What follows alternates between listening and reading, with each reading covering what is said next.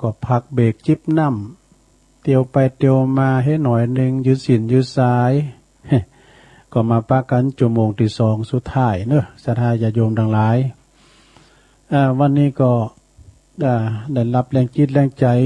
สายทานศรัทธาพี่น้องศรัทธาที่เพิ่นโทรกันเข้ามาปิ้นกำลังจิตกำลังใจในรายการต่างตุลุงการการจ้านี่บางครั้งบางทีนี่มันก็เก้อเขินเหมือนกันนะศรัทธานะจำเตือนเขาต่างอกต่างใจได้แต่นะโอ้ออกมามันบ่ค่อยดีติ้มใจตกเก่าห้อยนะแต่บางเตือบางทีนี่เฮาบ่ได้เก่งเฮาบ่ได้ตั้งใจได้แต่นะขึ้นไหลดีนะมันเป็นอย่างนี้หรอกเนาะศรัทธาเอาต้องเกมข้อมูลดีๆนะเกมทำกันบ้านค้นคว้าอย่างดีๆพองไว้นะเพราะว่าตุลุงนี่จำเตือนมันก็กำมันตึกนะมันมดเฝ้าทั้งเตือนก็มดเฝ้ากลางหาวก็มีนะอย่างตุลุงวานะการการจ้าเนี่ยมันจะว่าธรรมดามันก็ต้องมีข้อมูลมีหยังการมันมดกลางหาวก็มันกับเฮาไปสนามรบอาวุธมันตกมือไปแล้วนี่เอายังมาสู่ก็เบิ่นเนาะขึ้นอยู่บนลังม้าพวกเนี่ยขึ้นอยู่บนลังจ้างก็ดีนะหอกมันตกไปแล้วมันมีหอกมันมีดาบเอายังมาสู่ก็เปิ้นเนี่ยก็เลยมดเฝ้ากลางหาวเนาะเอาละศรัทธาญาติโยมเปิดบ่เป็นการเสียเวลาที่ได้สัญญาไว้ว่าจะเรานิทานศรัทธานิทานธรรมนะนิทานธรรมให้ศรัทธาญาติโยมได้ฟังเป็นคติสอนอกสอนใจนิทานธรรมเลินนี่ชื่อเรื่องว่านายช่างชุนนะไม่ใช่เสียงชุนนะอันนั้นมันเนี่ยนายช่างชุนอันนี้เปิ้นจะพี่จะได้ลองฟังผ่านศรัทธายังมีนิทานอีกเรื่องหนึ่งซึ่งจะได้สาธกยกมากล่าวหันเหตุผลการตีบุคคลตีเปิ้นได้ทำค้นขวายนะได้ทำค้นขวายในการกุศลตึงกายและก็วาจากีละดังได้ยินมาศรัทธานะเปิ้นก็ว่าเอโกเศรษฐียังมีเศรษฐีคนหนึ่งมีชื่อมีนามว่าอาศัยยาเศรษฐีนะอาศัยยาเศรษฐีนี่ก็เป็นคุณมังมีสีสุขมีเงินมีคำหลายเป็นมหาเศรษฐีและก็อยู่ในเมืองปาราณสีกันนะซึ่งก็อาศัยเปิ้นก็มีจิตใจไปตั้งบุญมีทรัพย์สินหนักแล้วก็หืดตานข้าวน้ำโภชนาอาหารแก่สมณพราหมณาจารย์ปิ้นตลอดนะแล้วก็ตั้งโรงทานตัวที่คุ้มหน้าบ้านเพื่อนะตั้งโรงทานตั้งเต้นมีคุณใจคุณซอยมีแม่บ้านมีกุ๊กมีหยังเปิ้นทำอาหารกะหารถึงวันบางวันก็จอพักกาดบางวันก็จอพักปังบางวันก็ตำเนี่ยเอามาเราสู่เอามาเลี้ยงสู่จู้กับเปิ้นอยากไล่เข็นใจตั้งโรงทานตานอยู่ปินิดจะบ่เลิกหน้าเนี่ยว่าไผจะมาอยากจนคนแค้นกำผ้ากะอนาถาคุณอยากไล่เข็นใจหรือว่าคุณตีเลินลอยนะมีตีพักอาศัยเปิ้นก็บางปองก็ค้าพุทธค้าโดนก็ปากันมาวันจุกเปิ้นว่าวันอภิโภคยาจกคุณขอนะก็มาอาศัยโรงทานของทานเศรษฐีอันมีชื่อว่าอาศัยยาเศรษฐีโรงทานก็เปิดถึงวันครั้นในบ้านมีบ้านทั้งบ้านหนึ่งเนาะมีชื่อบ้านเนี่ยมีเจ้าของเปิดคือนายเชียงชุนนายช่างชุนนะมากึดไปตังเชียงชุน สุมาอันนั้นไม่นี่ อันบ้านของนายช่างชุนนี่นะเปิ้นอยู่ตุนทางอยู่โหบ้านบ่นะ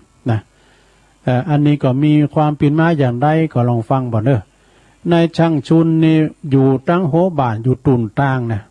แต่ว่าคุณตั้งหลายนี่เปิ้นจะมากินของต้านที่เปิ้นต่างโรงทานเนี่ยยาจกวันอภิโภคคุณขอลาแข่งราคากันมาอันเป็นคุณอนาถากันอยากบ่ฮู้ตีบ่ฮู้จักบ้านของทานเศรษฐีว่ะก็จึงไปถามนายช่างชุนเนี่ยว่าอันทานบ้านช่างบ้านนั้นทานเศรษฐีที่เปิ้นเปิดโรงทานอยู่ตั้งใดนะโ โอ้นายช่างชุนนี่เปิ้นก็ยกมือยกก็ยกมือขึ้นบอกคนต่างหือถึงวันไปตอนนี้เนยนะไปตอนนี้ไปนี่โตเดินไปแล้วก็โค้งซ้ายแล้วก็โค้งขวาก็ถอยหลังถอยหลังไปมีอย่างไรโค้งซ้ายโค้งขวาหลายตัวพอนะแล้วจะหันบ้านของท่านเศรษฐีเนยนะข้านายช่างชุนได้บอกกูคู่น่ะนั่นเปิ้นมาเขาหู้ตีแต่ว่าบ้านนายช่างชุนนี่เปิ้นอยู่ตุนทางอยู่โหบ้านแต่เขาจะไปหาก่อมหู้เปิ้นเอานิ้วจี้ไปทำปุนจี้เปิ้นได้กินได้ตาลเปิ้นได้กินเนาะอย่าจกวันนี้พบคนขอเนี่ยก็ได้กินได้ตาลทีนี้นายช่างชุนนี่ถึงทำการกิริยาตายไปนี่ตายไปปุ๊บก็ได้ไปบังเกิดนะเอากำเนิดเป็นเทพยดาอยู่ที่ต้นไม้ไฮหรือว่าต้นไทรใหญ่มีฟุมเฟยหนาไปสิงสถิตเป็นลูกค้าเทวดาอยู่ที่ต้นไฮต้นไทรนะโดยอานิสงส์ที่ว่ามีนิ้วมือเป็นติบนะเปิ้นมีกินมีตามต่างใดบัญจี้บอกโมดก็เลยสำเร็จผลว่านิ้วมือเปิ้นเป็นติบบอกกินบอกตานจี้โหนตั้งให้เปิ้นไปกินไปตานสำเร็จโดยการคือจี้ไปเป็นมือติบสำเร็จโดยกิจเข่าก็ดีแล้วก็นำตามปรารถนาอปราภาเคการลวงการนานมาก็ยังมีบุรุษผู้หนึ่งนะบุรุษมานพผู้หนึ่งมานพแปลว่าชายหนุ่มมีชื่อว่าอังกุละนี่ก็เป็นปอกาวันนิดเนอะทำมาก้าขายไล่ลองโดยเกวียนหรือว่าโดยล่อเนาะเป็นปอกาเกวียน500 ลิ่มเกวียนกันว่าดู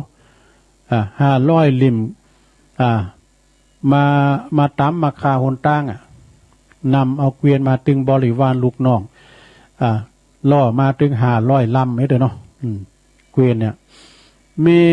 ยังมีพราหมณ์ผู้หนึ่งเนี่ยมีพราหมณ์ผู้หนึ่งก็เป็นปอกาวานิชเหมือนกันก็ปาเอาเกวียนมาทั้ง500 ลิ่มหรือว่า500 กันเหมือนกันเนี่ยมาประจบกันมาปักกันที่หันเป็นปั้นลิ่มเป็นว่าปันลำบอดีนะล่อถึงมดมีปันลำบอดีปากันหลงหนตางว่ะถึง2 ขณะนะปากันหลงหนตางจะหาตางไปตางได้สะเบงกลางเขาก็หมดอาหารการกินก็บ่มีแล้วจะเยจะได้ตกอยู่ทางกลางป่างาไม้ โสลูกขะโสเทวาลุโขฝ่ายเทพยดาเทพยตีหักษายังตุ่นใหม่ตุ่นไซนั่นเนาะหันปอกาวานิตต่างหลายปากันลงตางมาเนาะปากันหลงหนตางก็ไม่ได้กินข้าวกินน้ำอดข้าวอดน้ำกันก็มีความกรุณาเนาะมีความเมตตากรุณาจึงบันดาลหือหันตุ่นไซตุ่นให้ใหญ่โลงนั่นนะปอกาต่างหลายก็จึงปากันไปผักกันอยู่ตีตุ่นไซปีตีมีลมเงากว้างขวางแล้วก็เย็นอกเย็นใจเป็นตีลมลื่นตุ่นไซตุ่นนั้นนะพอระงับกายหือสบายระงับกายตึงสบายตึงโคตึงคุณตึงโง่ล่อเนี่ยล่อน่าจะไม่กูนึงดอกโง่นะปากันผักติหันตึงคุณตึงโคข้างนั้นเทพยดาเปิ้นก่อหันใจตั้งบริวารตึงโง่ตึงคุณเนาะว่าเขาอดอยากตั้งข่าวตั้งน้ำได้กินนี่นะลูกค้าเทวดานั้นก็เย็ดมือออกไปซึ่งก็มีนิ้วเบื้องขวานะน้ำก็ไหลออกจากนิ้วมือนะน้ำไหลออกจากนิ้วมือเทพยดานั้นแล้วก็พาณิชย์ทั้งหลายเนาะประกาศทั้งหลายก็กับโคกับโง่เนี่ยก็กับปากันบริโภคกินน้ำนั้นอย่างสุขสำราญอาบด้วยกินด้วยอุปโภคบริโภคแล้วก็เมื่อว่าพอประกาศพาณิชย์ทั้งหลายก็ปรารถนาใครอยากกินข้าวปลาอาหารข้าวน้ำโภชนาหารเทพยดานั้นก็บันดาลว่า บรรดาลอาหารเกิดขึ้นมีตึงจอพักกาดมีตึงจอพักฝังมีตึงกำตำเหอแกงจีนทำมีครับเปิ้นมึงกินตัวน่ะ มีหั่นซับปลาเอาทอดปลาทูก็มีกินข้าวกินน้ำกันอย่างอิ่มน้ำสำราญบริโภคโดยกันทั้งหมดนะเลยอิ่มข้าวอิ่มน้ำกันครั้นนั้นพราหมณ์คุณหนึ่งนะเป็นคุณติดใจป้าลาโหดห่าวโอ้มีใจป้าลาเป็นคุณเกเรวะพราหมณ์คุณนี่นะพราหมณ์คุณนี่มีใจป้าลาโหดห่าวมีใจอันตีว่าฮึกหนานะใจบาปหยาบจ้ามาปรึกษาอังกุละวะมาปรึกษาแก่อังกุละวะท่านทั้งหลายแล้วก็ท่านหัวหน้าอังกุละเฮาเนี่ยเป็นปอกาเนี่ยค่าขายเดี๋ยวนี้มันก็โมนคุณบ่ให้ซื้อมันลำบากนะมาขายของก็ไม่ใช่ว่าใดนี่งานวัดงานวาก็มีไปแล้วเดี๋ยวไปลุงตามงานวัดงานวาก็มได้ไปแล้วตกงานกันหมดอีกกี้ก็ตกงาน ปาดกล่องกองแห่น่ะเครื่อง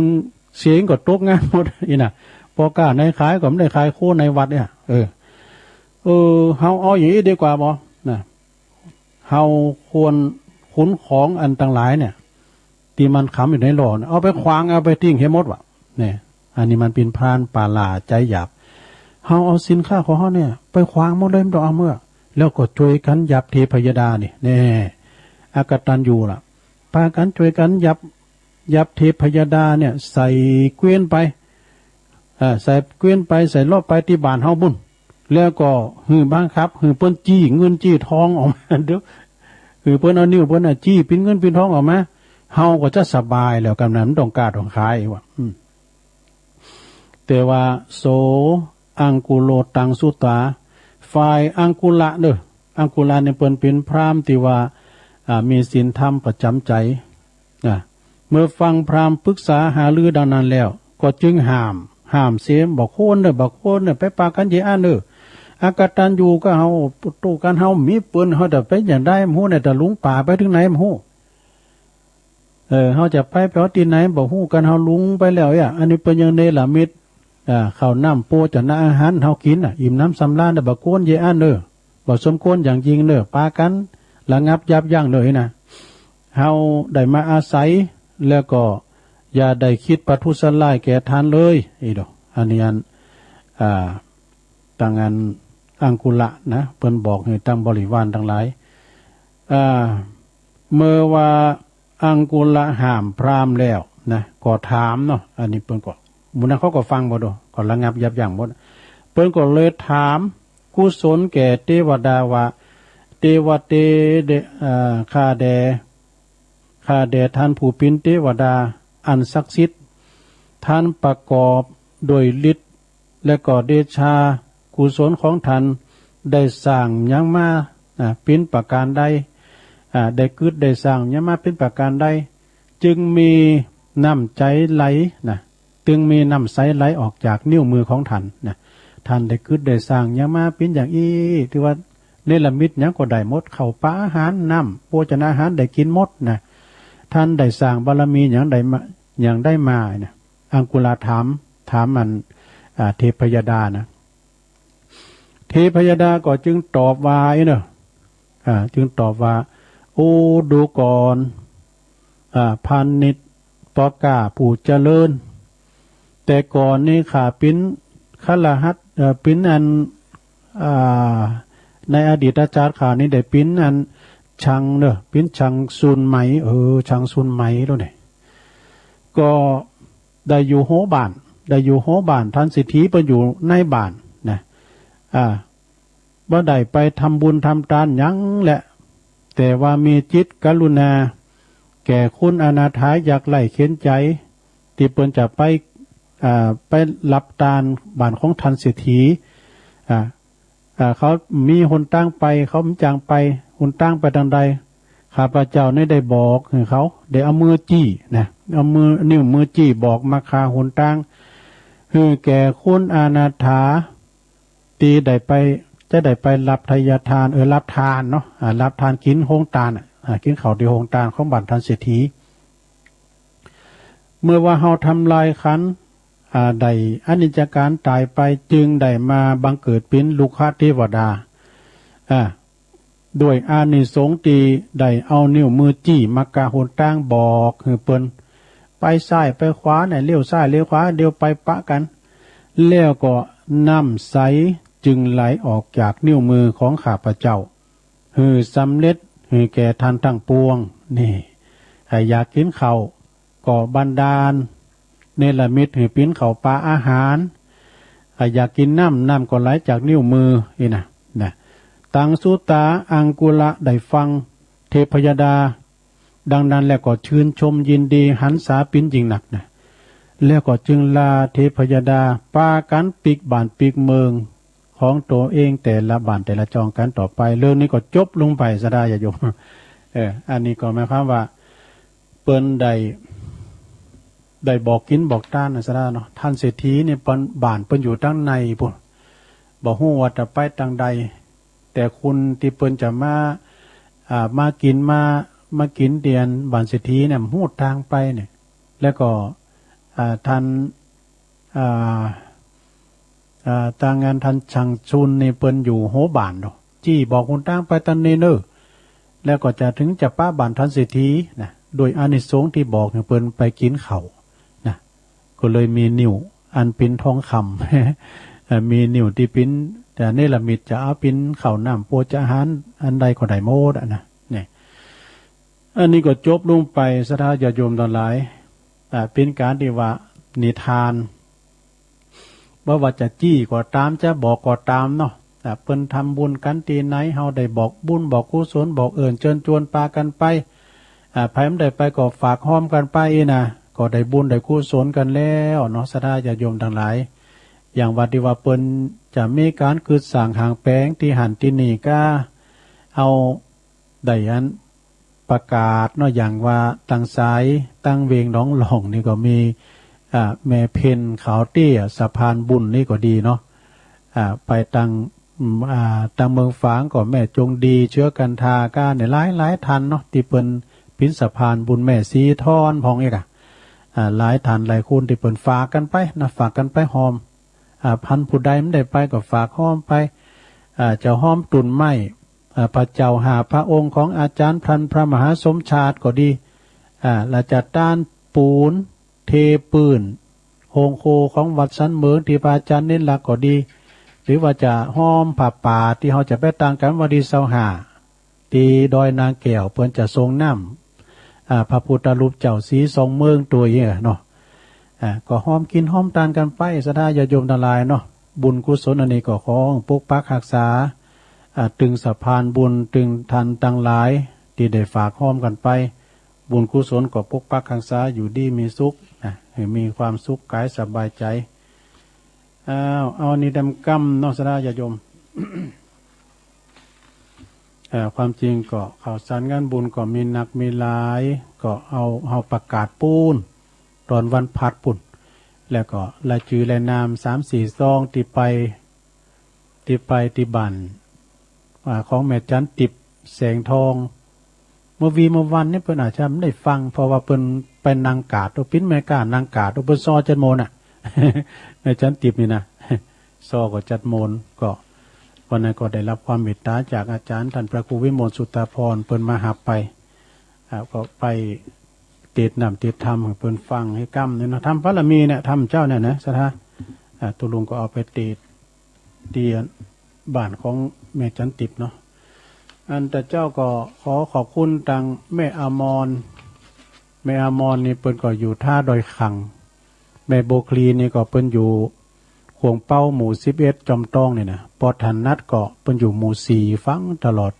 แม่สีทอนน้องบัวชัยปราการนะแล้วก็สมณเณรเอาหลักปัญโยนันเมื่อคำบึกก็ฟังกันเด้อเพิ่นก็จะมาสวดมนต์แล้วก็สังฆะปะปึกเตดนำเตดธรรมให้ศรัทธาได้ฟังกันนะแม่ไข่แก้วนี่เพิ่นอยู่ปุ้นแม่ไข่แก้ววงคำนี่เพิ่นอยู่โบกก็หาตำบลนครเจดีย์เพิ่นก็ฟังตลอดนี่ก็สะพานบุญเหมือนกันนะสะพานบุญทางซ้ายนครเจดีย์เนาะแม่หลวงปัญญาตาโจก อันนี้ก็เมการายใหญ่เริ่มเดี๋ยวนี้ก็ไม่ได้ไปทางใดเดี๋ยวนี้กาดเปิดหรอนะกาดเปิดแล้วก็มีปอบุญมีเมืองกลางนักร้องเก่าหลวงพ่อมานิทาวโรสำนักสงฆ์หอมบุญยายปันป่าค่าตัวเนาะอันนี้รอบแรกนะยายปันป่าค่านี่ก็อยู่บ้านป่าค่าตำบลเชิงดอยสะเก็ดกันเนาะแม่แสงเขาเนี่ยนะแม่แสงสมรูปเขาตีเปิ่นได้ฟังกันก็ขอบคุณเนาะเปิ่นตักมาทางไลน์ก็มีหลายอยู่สดาญาโยมทางไลน์ขอบคุณทางแม่ครูทองคำที่วงคำโดยแล้วก็โยมนวลนิชวชาติโดยแม่ครูยากศนโดยแม่ฟองคำทิพย์แก้วก็ดีโยมสุนีกองบุญแม่จงดีเชื้อกันทาตุปีสมเพชรเด้อปัญญาโนเจ้าของธรรมเจ้าของธรรมเมตตาบารมีธรรมอาจารย์พระครูสมุวิสุวัฒน์วรกิจโจเด้อเจ้าของสถานี104.50โดยนะนี่ก็พินติเปินสูงไล่มาตอนนี้ไปตุลุงก็มดเฝ้าแล้วนะจะเป็นบรรยากาศแล้วซะนะเนาะวันนี้ก็ป๊อปหอยสักตัวใดไข่เต้นไปหน่อยเอามันเหมือนเจ้าวันพัดก็ฟังแค่นั้นลงเนอะวันพัดมันแรงก็มาอยู่นะวันพุกนี่ก็จะเป็นอาจารย์พระครูอภิวัฒนวิกรมเนอะตอนเมื่อแรงนี้นะตอนบ่ายนะสายแหลกเจริญปอนครับผมรอบ2ครับหลวงลุงครับแต่ขนาดจีบ่ได้นะจีว่าไปบ้านเศรษฐีนี่เนอะไปบ้านนี่เนอะเปิดทางใดพอเปิ่นล่วงลับดับขันไปมือเปิ่นยังประกาศสิทธิ์อยู่ว่าเป็นน้ำเนี่ยเป็นน้ำเพื่อเขาได้กินได้แอบได้ไปย่าเปิ่นอย่างอยู่เนี่ยมันพามปลานะกะแต่ย่าเปิ่นแล้วอย่าเอาไปจีเงินจีทอตันแหเนาะพอเรียบร้อยแล้วกลับมาแล้วเปิ่นอุตส่าห์จุ้ยยังมีตันแหแถมอยู่คุณเอามันเหมือนปอมมันไม่ใช่มีเรื่องความขี้โลภนี่มันไม่ใช่มีบาเดียวนี่มัน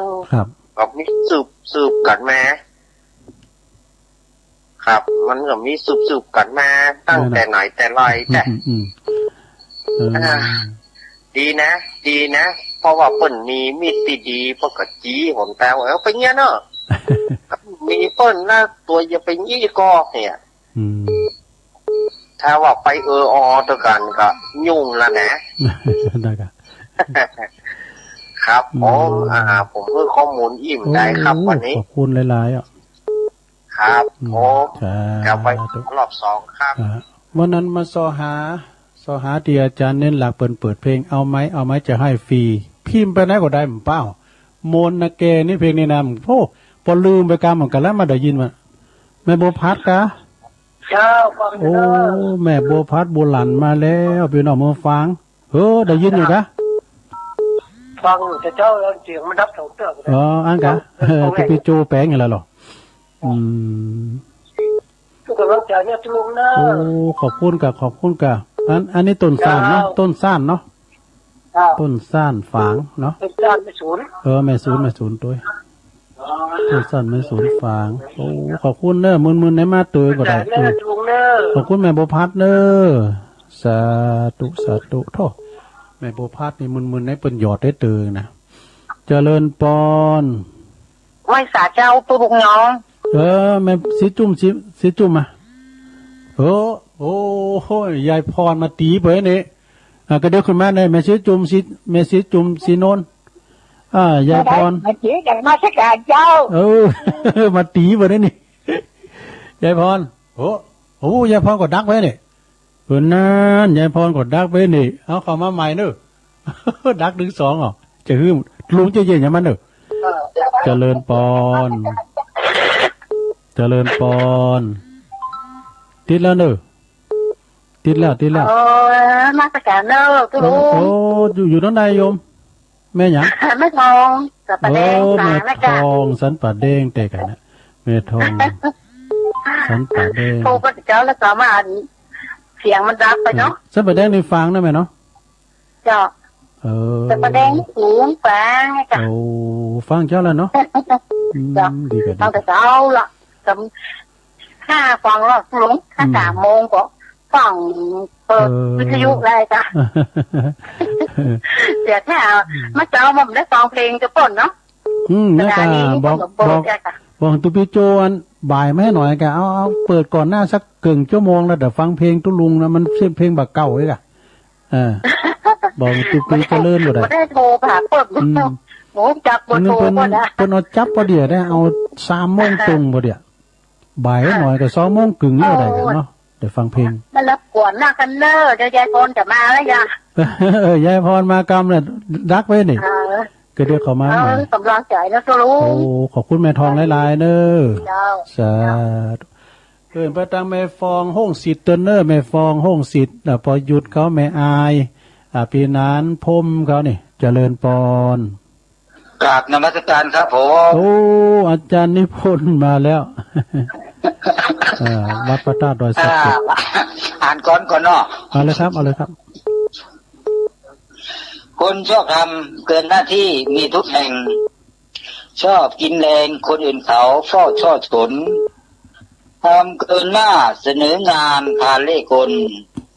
ชอบนี่คนทำกลับกรอกเหมือนวอกแลนทำอะไรต้องฝ่าฟันมันเกินร้อยความสำเร็จมันรอคอย100,000 แสนทำหลายอย่างสางหลายชิ้นมันกินแรงต้องโลดต้องเหี่ยวแห้งเฝ้าลุกลนคนลวนเลต้องก้มหน้าทำงานจริงสิ่งมอบหมายอย่าเสียดายออมวิชาพาผันผวนเสร็จงานหนึ่งทำงานหนึ่งจึงสมควรการงานล้วนมีคุณค่าถ้าคำหนึ่งครับผมกราบนมัสการหลวงพ่อมณีเด้อเจริญพรโยมพรเข้ามาได้สักเตื้อเดี๋ยวเข้ามาต่อโยมพรรออยู่ร่องประแดงเด้อเดี๋ยวจะเหมารถไปหา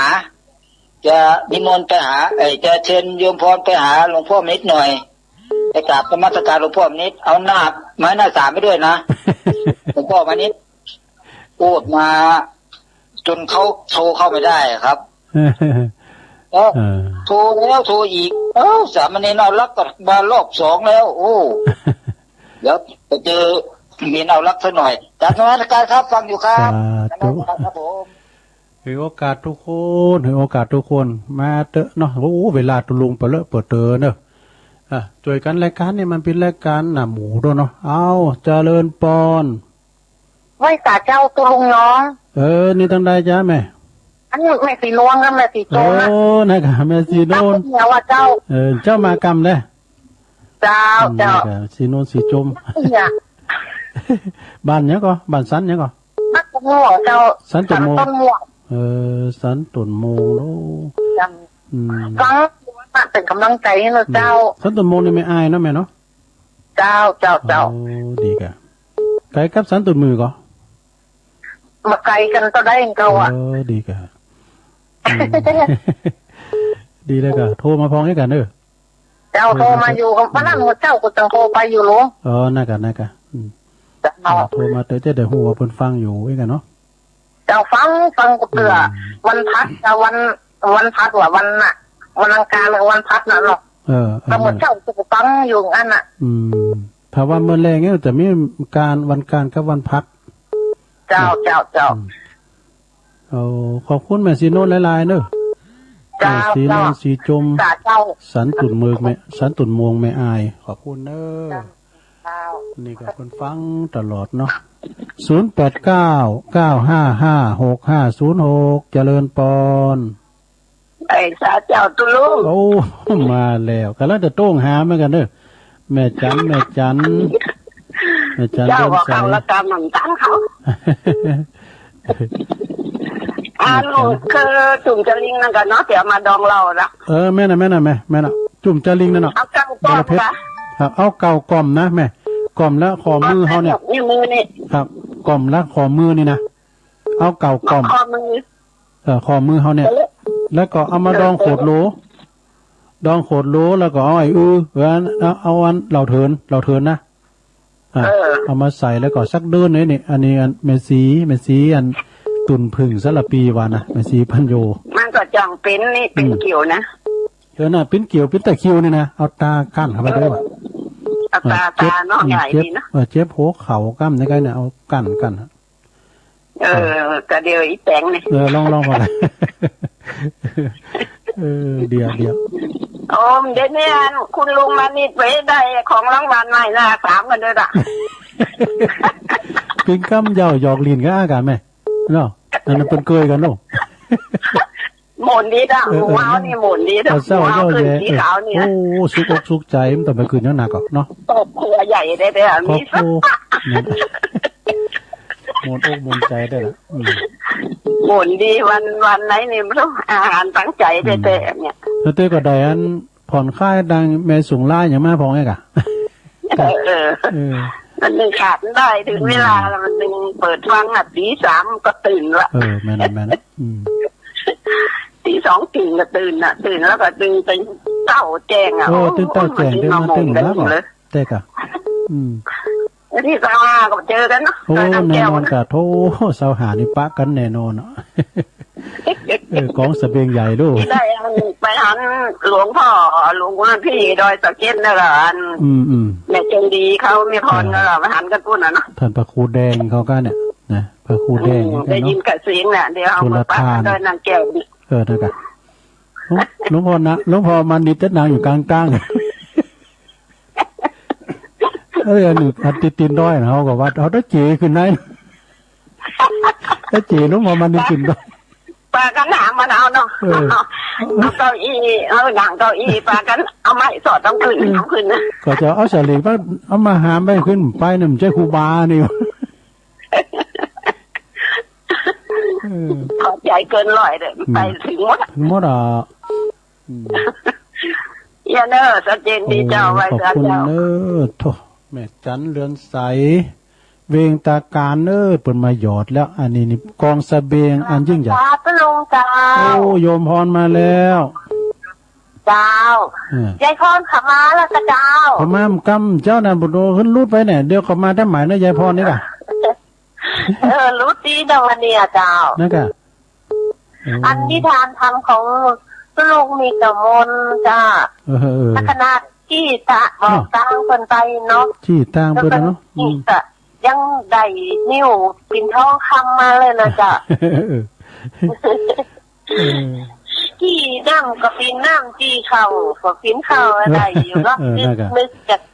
กินน้ำปิ่นเข่าปิ่นอาหารโภชนาอย่างใดวะนะจ๊ะโดยอันนี้สงที่ปจีหุ่นตั้งบอกเงินเตียนยันจกอะไรพวกคุณคอเนี่ยเพิ่นขยะเข่าไว้เนาะไปหันเนี่ยบันสิทธิไม่หันเลยเพิ่นอยู่ตุ่นตั้งดูแต่บันสิทธิไม่ในเว้ยเลยจี้อยากจะโยมค่ะที่ดาวีกับคุณมาถามอ่ะเส้นดังจะไปยันวัดไปทางใดได้เนี่ย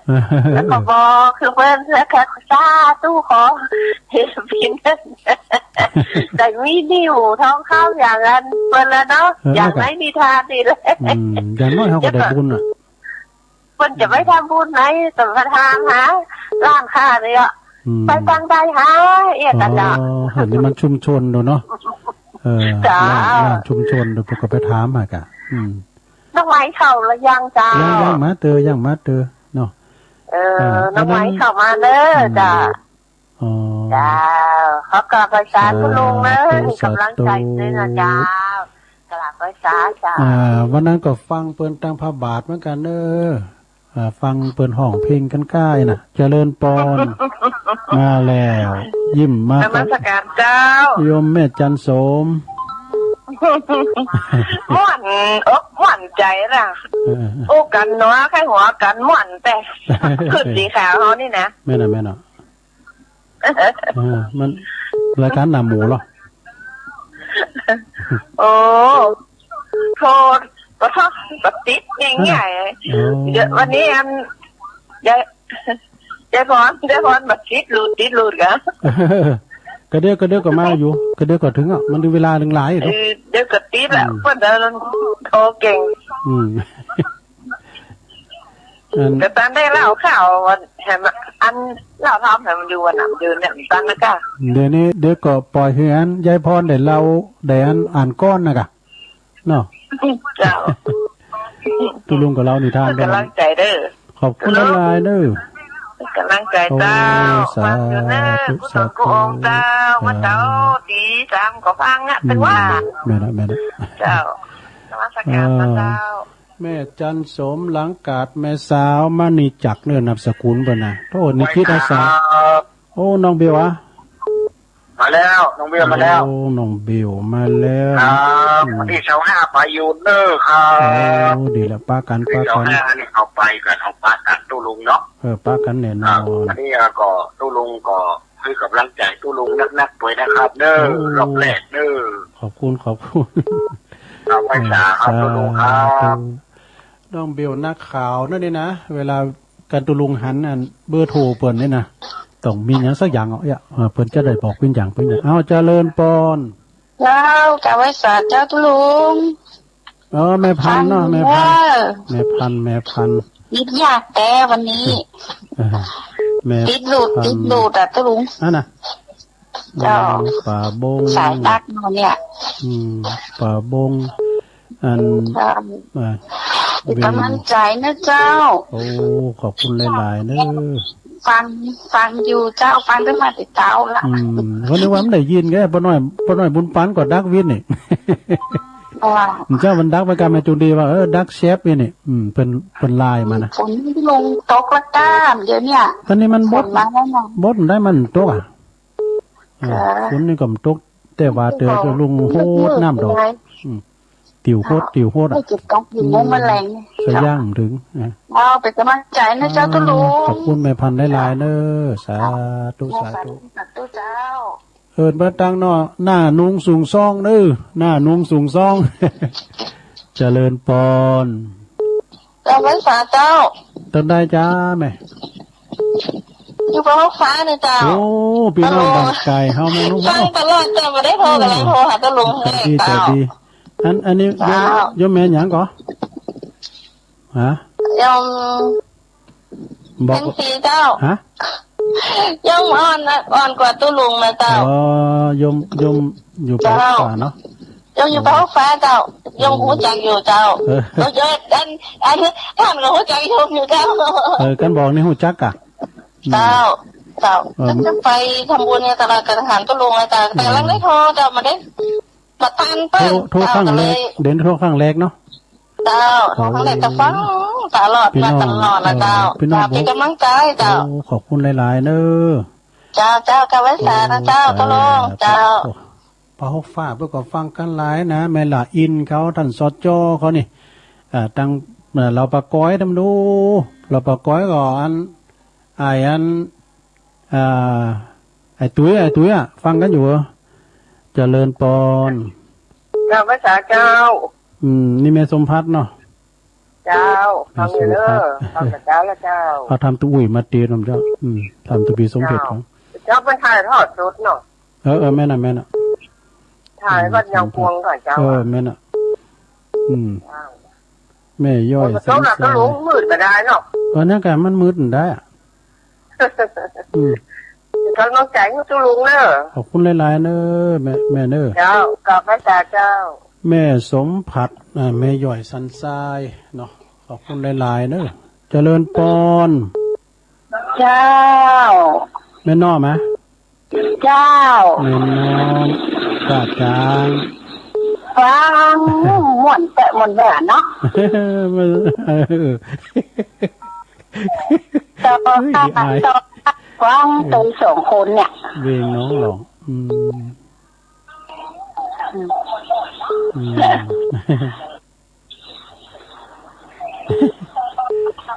ไม่น้อมมีอย่างพองเพิ่มเติมฟังแล้วเนาะขอบคุณหลายๆเนอะที่ฟังนะแม่โบคำเขาก็แม่ติบแม่เพนเขาก็ขจรบดขจรพอแก้วนี่มันได้ขึ้นเทวขึ้นไปกะเทวขึ้นไปได้น้อยชั้นน้อยในกาแต้มได้น้อยเกินแต้มได้ตีตุลุอยู่นี่โยมันจะเลิดแป้นี่มันจะจริงนะมันจะเลิดแป้น่ะคือมันเกินไปได้กะไม่น้อมเที่ยวได้อยู่กะเที่ยวได้ขึ้นได้อยู่ตุลุงยังจะจีหลวงพ่อมันนิดขึ้นไปเนี่ยตุลุงนี่จีขึ้นแต่เปิดเที่ยวขึ้นได้นะตุลุงจีได้มาตักเข้าไปโดยเนาะเอาไม่ตักไปโดยเวลากะเนาะ จ้าจ้าจ้าสาธุ สาธุ0899556506แถม15 นาทีกันเด้อเจริญปอนมาจากการมาแล้วยายพรโอ้ทางโอ้กดจะเมื่อ3 โมงอ่ะนั่นนี้ตั้งไปเลยยายพรร้องบัวแดงมีก้อนหน่อยว่าไปเลยเพื่อเป็นกันฮะเมียสัมดีกะฮะร้องบัวแดงร้องบัวแดงข้างกำแพงเยอะก้อนก็มีแล้วก็จะตั้งเวลาหรอมันยาวไปเต้นโหมันยาวนี่มันเต้นแหละเอาเส้นๆนะครับก็ไม่มันยาวแล้วเอาเลยเจ็บไว้1 2 3เป็นภรรยาดีสามีดีทั้งนั้นอยากจิตมั่นไม่รักจะมาสมานแม้ท่าทาง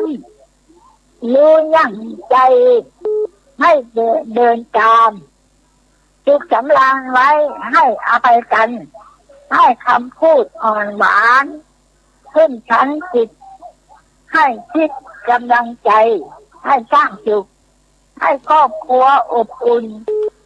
อันลูนอีวันพ่อแม่นั้นจะสุขสันต์ทุกวันเทินสามีภรรยาให้มั่นยกย่องมีพี่น้องให้รักสามัคคีด้วยการงานรักษาให้รักษาทรัพย์สมบัติมันขยันไม่เกียจค้านการงานไม่ประพฤตินอกใจกันสาภรรยาและสามีไม่ดีจงหยุดให้เป็นจงเห็นให้ได้ฆ่าตัวอุปทานหรือแต่พระธรรมทำใจยิ่งใครอยากเห็นจริงก็ลองทำดูแล้วจะรู้ว่าเป็นอย่างไรพอเห็นชัดใจลองทันใดพระนิพพานไม่ไกลอยู่ในใจนี่เองเถิดยกเองโอ้บอดีกันมีคลองดีเนอะกันนี่เน็ตเนอะวันนี้ปานอยู่ในใจเขาเนี่ยนะเนาะแล้วคนอื่นจะเท่าไหร่ดีแล้วฝึกเอาแต่กันนี่เอามันคลองอย่างนี้เลยอยู่ดีมีสุขสาธุยายพรร้องวัวแดงอยู่ข้างกำแพงวัดกินข้าวละลายเนี่ยมัมกินหนักๆพุกโทรมาทำเลย0899556506นะแต่พองดินพองปฏิสาตุลุงเนอเจริญปอนเจริญโอ้เอามาใหม่เด้ออันนี้น้องเจว่าพักสายไปนี่วะเจริญปอนนมัสการเจ้าพระลุงตั้งได้จ้ะจะให้ขันแก้วประแดงให้ไอ้เจ้าแม่ขันแก้วเจ้าวันนี้โทรได้หลายสายละติดประเดี๋ยวเนี้ยป่าแดงเนาะป่าแดงจ้ะป่าแดงไม่อายวันนั้นมาป้ากันตีโซมันของปอซิดไปนะกะแต่กันเนาะเขาเจ้าเอาซองเข้าไปตามตุลุงเหรอแต่กะมันใครลืมไปตุลุงคุณร้ายนะมันไม่หมดเนาะหลายรสชาติไม่นะแต่นั่นกะฟังเปิ้นโทรข้อมูลก็มีนั่นกะที่อย่างก็ได้กินหมดฟังชัดเจนหน่อยนะปุ่นแม่เจ้าตะกี้มันดับไปตอนต้นรายการดับไปกับแม่จงดีเปิ้นส่งไลน์มานะดักเซฟเลยนะเดี๋ยวพี่โจแป้งก็เดียวนะกะเจ้านี่ตอนที่สวดได้น้อยเดียวยังบ่เกิงเชื่ออันสวดธรรมจักรนะหยุดไปเนี่ยมันตอนนี้มันก็ดับคำเดียวได้มันก็ดีอันนี้ตอนนี้นะอันนี้มันได้สักหน่อยเลยสวดคนเดียวเห็นไหมดีอ่ะไม่ได้สวดกับเทพไปนะสวดคนเดียวต้องหอดจบดีแล้วเลยต้องหอดมันต้องหอดอันฝึกขอบคุณแม่ขันแก้วหลายๆเนอะพวกโทรมาแถมเนาะยินดีหลายๆเด้อบุญรักษาเด้อแม่เด้อสาธุฟังตลอดนะเจ้าขอบคุณเด้อขอส่งกำลังใจไป แฮปปี้เบิร์ธเดย์แม่สายทองธัญแก้วตัวเนอวันนี้วันที่29วันเกิดเพิ่นนะแฮปปี้เบิร์ธเดย์หาเรื่องกินซะหน่อยดีกะเจริญพรเจ้า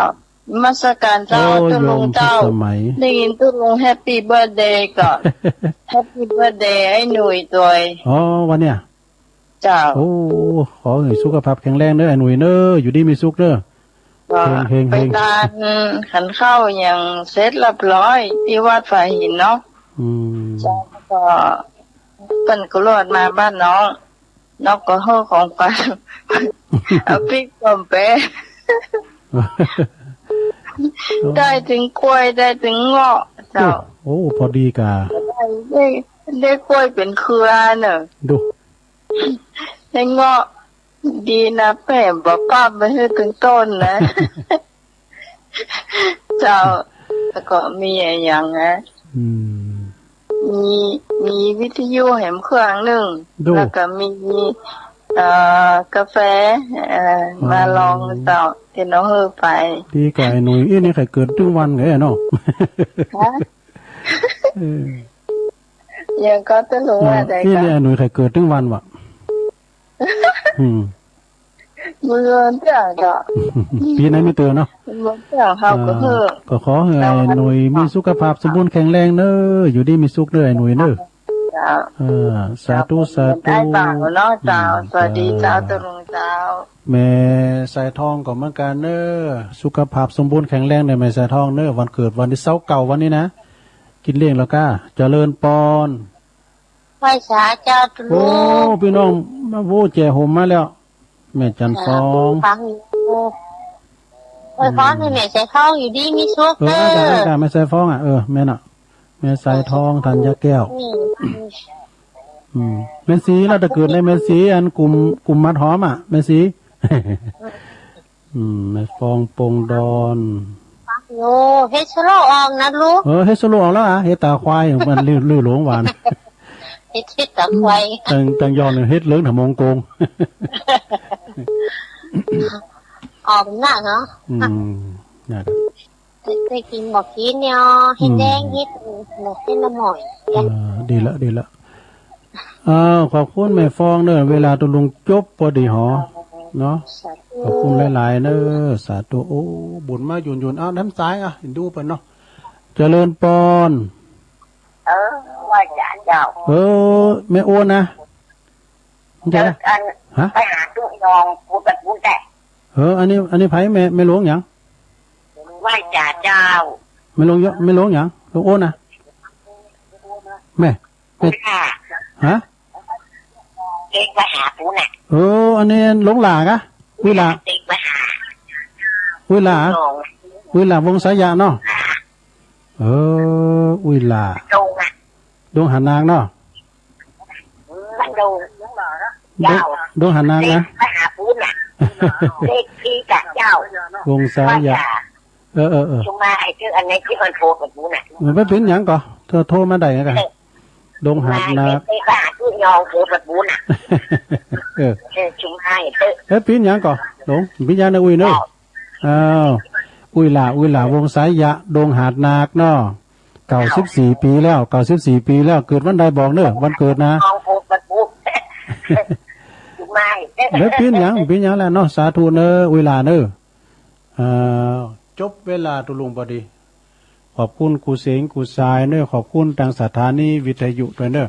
จะโทนสายต่ำเจ้ามาก็มีอันช่วงที่2ก็มีสามเณรเอาลักปัญโยนันเนอะวัดสันเมืองเปิ่นมาสรุปธรรมหือโดยและแม่บัวพัดบุญหลันด้วยเนอะตุนสารแม่ศูนย์ฝางเนอะแม่ทองสันป่าแดงฝางขอบคุณแม่ทองเนอะโทรมาติ๊กๆผู้ก็โทรมาอาจารย์นิพนธ์วัดพระธาตุดอยสะเก็ดขอบคุณอาจารย์นิพนธ์แล้วก็สายที่15แม่สีนวลสีจุมบันสันตุนโมงแม่อายเนอะสายที่16ก็แม่จันเรือนสายเวงตาการเจริญพรขอบคุณแม่จันด้วยสายที่17ก็โยมพรป่าเสาอุโมงเนอะขอบคุณทางโยมพรตัวแทนพี่น้องละปูนสายที่18แม่จันสมมณีจักพี่น้องปูนแม่อายหลังกาดแม่สาวสายที่19น้องเบลนักร้องนักข่าวด้วยเนาะสายที่20ก็แม่พันป่าบุ้งเวงฝางบ่เนอะ สายที่21พี่น้องป่าหกฟ้าบ้านไก่เฮานี่นะขอบคุณเด้อพี่น้องป่าหกฟ้าเพิ่นว่าอายุหนุ่มเด้อตุลุงกันนะเนาะขอบคุณเด้อผู้ขอโทษมาแถมสายที่22ก็แม่สมผัดแม่ย่อยสันทรายนะสายที่23ก็แม่น้อมตาจ่างเวงน้องหลองแม่น้อมสายที่24ยายพรร้องวัวแดงสันกำแป้งเชียงใหม่ขอบคุณยายพรเด้อสายที่25ก็แม่ขันแก้วป่าแดงแม่อายนี่สายที่26ก็โยมพิสมัยดอนตันแม่ริมสายที่27ก็แม่จันฟ้องปงดอนแจหมสายสุดท้ายอุ้ยหล่าวงสายยะเน้ออุ้ยหล่าเน้ออุ้ยหล่าวงสายยะอายุเก่า14ปีแล้วเนาะก็โทรมาเป็นกำลังใจตุลูกตุลานเนาะขอบคุณกูเสียงกูสายขอบคุณดัง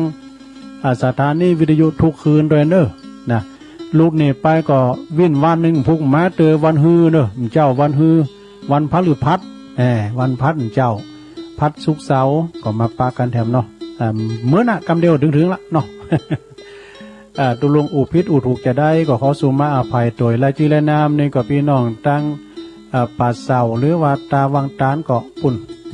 เจ้าวันพัดปุ่นกันเน้อพี่น้องตั้งป่าเกตถีพระธาตุป่าเกตถีไงเนาะตีอันเปิ้นหอมซองมาก็เอาไว้ก่อนเนาะอยู่ดีมีสุขเหมือนกันจุคนจุตาเนอตุลุงนำรายการจากราชดาไปก่อนก็เดี๋ยวก็ฟังรายการอื่นต่อไปเปิดมารอถ่ายอยู่แล้วเนาะจัตตารโอธรรมาวัฏันติอายุวันโนสุขังปะลา